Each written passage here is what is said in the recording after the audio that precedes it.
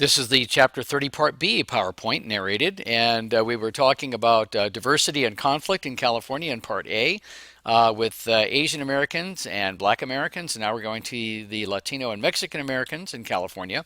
The most recent mass immigration from Mexico to the United States and the desert Southwest began during the Mexican Revolution of 1910 to 1920, which was also combined with World War I. By 1930, only Mexico City had a larger Mexican population than Los Angeles, if you're talking about large cities. And of course, as we all know, barriers of prejudice and language blocked their social assimilation.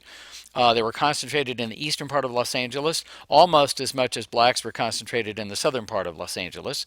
Such neighborhoods or barrios did, however, provide a certain cultural cohesiveness and aided in the transition to American society. In that sense, that was a good thing, according to historians of all stripes.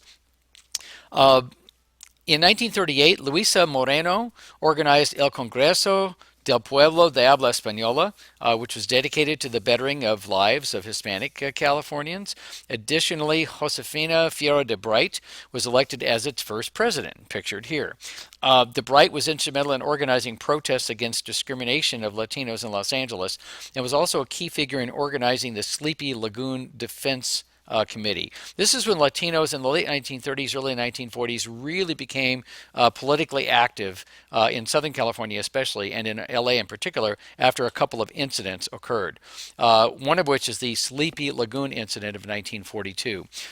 On August 2nd, 1942, in East Los Angeles, the body of a Mexican-American boy with a fractured skull was found beside a swimming hole that area newspapers called the Sleepy Lagoon. It wasn't exactly an alluring swimming hole. It was kind of stagnant water with algae and so on and so forth.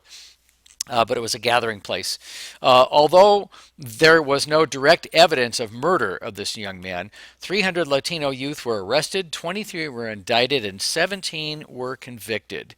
Kind of a, I don't know, a kangaroo court, I guess. An appellate court threw out all the convictions and strongly rebuked the trial judge for racial bias. Then the next incident the following year was the Zoot Suit riot of June 1943 in Los Angeles. Mobs of white sailors, soldiers, and civilians indiscriminately just began beating up Latino youth who were wearing a particular type of clothing that was very popular in the day called the Zoot Suit. This happened in June 3rd, 1943. That's when it began. The riot went for 6 days. Zoot Suiters were perceived to be juvenile hoodlums, otherwise known as pachucos. The U.S. Navy had to declare Los Angeles off limits for its soldiers. Only then did the riots finally end. And this is a picture, courtesy the San Jose Mercury News newspaper, of an L.A. sheriff's deputy inspecting haircuts, if you can imagine that. This is June 1943. But these two things were very important in mobilizing the political clout of Mexican Americans and Latinos, especially in the Los Angeles area. In 1946, the Mendez federal court decision contributed to the repeal of a state law which permitted racially segregated schools. This was kind of the precursor to Brown v. Board of Education, which occurred in 1954 at the U.S. Supreme Court.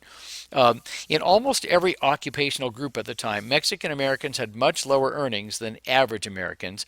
Nearly twice as many families were in poverty, and there was a high school dropout rate amongst Mexican American young people, twice the rate of Americans in general. In the late 60s and early 70s, there were new Mexican-American political movements beginning at this time, embracing the terms La Raza and Chicano to exert political clout and identity. Bilingual education programs were initiated in California in 1976 to decrease the language gap. Those measures, however, were repealed several years later in the 1980s, and especially during the Pete Wilson administration when he was governor in the 1990s.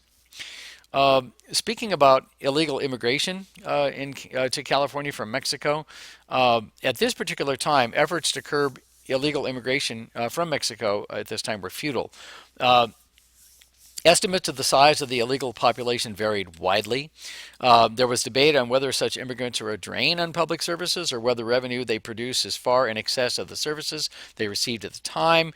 That in fact, illegal aliens, still pay taxes. So, and of course, each political party is involved in this debate, even to this day, as you well know.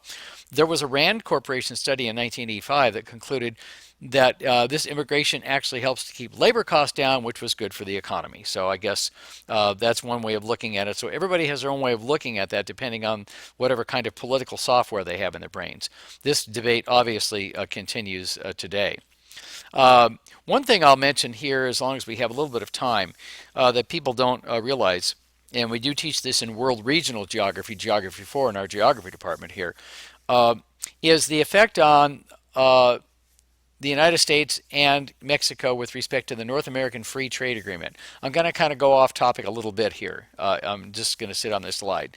One of the things that's happened in the United States in recent decades, as you probably know, is that corn has been highly subsidized to produce an alternate to gasoline, which is called ethanol. So what has happened is that corn has been, cheap corn is now being exported into Mexico from the United States. And that essentially has put a lot of corn farmers out of business because in Mexico, a lot of small farmers were essentially growing corn for their families to eat and then to sell if they had surpluses. Well, if cheaper corn is coming over the border, because of no tariffs and no protections and so on, then all of a sudden these farmers in Mexico were put out of business. And there are those who theorize that that actually caused a big surge in increasing illegal immigration in the mid to late 1990s and early 2000s after the implementation of the North American Free Trade Agreement. So that's something to examine. Now, back to the slide on the screen now with respect to gender and sexual orientation issues. During the Progressive Era in the early 1900s, in 1918, 4 women were elected to the California State Assembly. However, in the following 50 years, only 10 more women were elected to the Assembly and none were elected to the State Senate. Until 1976, when Roseanne Vuitch became the first woman elected to the California State Senate, and she served from 1977 to 1993. So do the math. How many 4-year terms is that? She served I guess that's what, 1977, 1980, 16 years, 4 consecutive 4-year terms. And she was from Dinuba, right here in northern Tulare County. So this Dinuba woman made history, and she was very well respected. She just died a few years ago. Dianne Feinstein was president of the San Francisco City County Board of Supervisors in November of 1978 when Mayor George Moscone and Supervisor Harvey Milk were assassinated by Supervisor Dan White. Dianne Feinstein was then appointed interim mayor and was elected mayor in her own right in 1979. And of course, she has been serving in the U.S. Senate for a number of years now and continues to serve in that capacity. In 1977, Governor Jerry Brown appointed Rose Bird as Chief Justice of the Supreme Court. She was barely confirmed by voters, and she became kind of a flashpoint and a controversial figure in the first and second terms of the Jerry Brown administration back in the 70s and early 80s. Here is a picture of Roseanne Vuitch on the left, and here is also a picture of Senator Dianne Feinstein on the right there. World War II was a catalyst for women workers in California because after all the men went off to war. By 1950, about 30% of all California women were working outside the home, and then by 1977, a majority of California women were working outside the home. California legislature was actually one of the first to ratify the Federal Equal Rights Amendment. Unfortunately, even with an extension through 1982, it was not ratified by enough states to actually become law. The issue of comparable worth was debated in California during the 1980s because in 1985, women earned 60 cents for every dollar earned by men in the same occupational capacity. By the early 2000s, that figure had reached 77%, but obviously it's still not at parity. With respect to sexual orientation issues, In the Los Angeles area, there was an organization of gay men to kind of combat discrimination in jobs and other things. The Mattachine Society was established in the 1950s in LA. Uh, the gays increased in political clout in California in the 1960s and 1970s as same-sex relations in California were decriminalized by the state legislature in 1975.